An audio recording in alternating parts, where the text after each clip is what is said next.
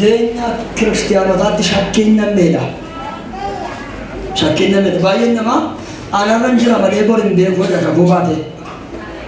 Namni arra jiru bor hin jirre nama kakuu qabu otoo hin ta'in nama hojii fixeedha. Eliyaas gaaf tokko na ajjeese gooftaa duun barbaadaa abboota koorra ni wayyineedha. Kaayyoon Eliyaas ni galeedha garuu abboota koorra nama dhimma baasu ta'uu waan hin dandeenyeef nama dhimma hin baamne ta'ee lafarra jiraachuu koorra immoo duunaa wayyada. Beekuun na dhagaadha. Nama dhimma hin baamne ulfaadhaa sinaa kabaju Waaqayyo. Nama dhimma hin baamne ta'ee lafarra jiraachuu koorra duunaa wayyana ajjeese Waaqayyo.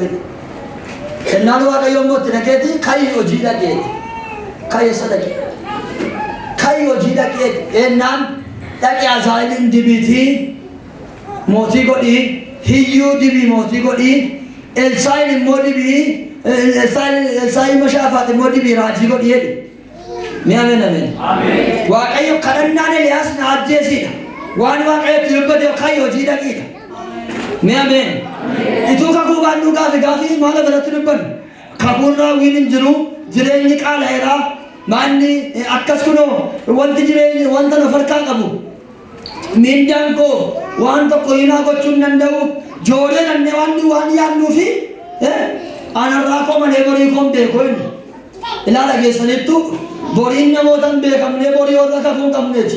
Boriin warra kakuu qabanii garuu wal adeema. Ni ameen ameen ameen. Haleluuyaa. Meeqa gaafadha akkuma har'aa jedha. Boriin koos harka Waaqayyo keessa. Harka eenyu? Nama hojiitti jiruuf nama kakuu qabu ajjeesu Waaqayyo. Ni ameen ameen. Nama hojiitti jiru. Namni gaafa hojii fixe garuu dargaggeessuma obbaafatoo argitu maanni yoo ta'ii hojii fixe. Inni seera isaatii sagal. Isa bara amma kee jiraannu kanaan wayin isinitti himuu barbaada. Keessumaan utuu sagalee Waaqayyoo dhaga'uusa namni abdii godhatee finyoo godhatee of ajjeesu qoricha fudhatee dhugu akka barbaade ta'u lubbuu isaatti faradu kanatu na dhibe. Maaliif akkas ta'a beektu namni lubbuu isaatti kan inni faradu gaafa abdiin isaa dhumuudha.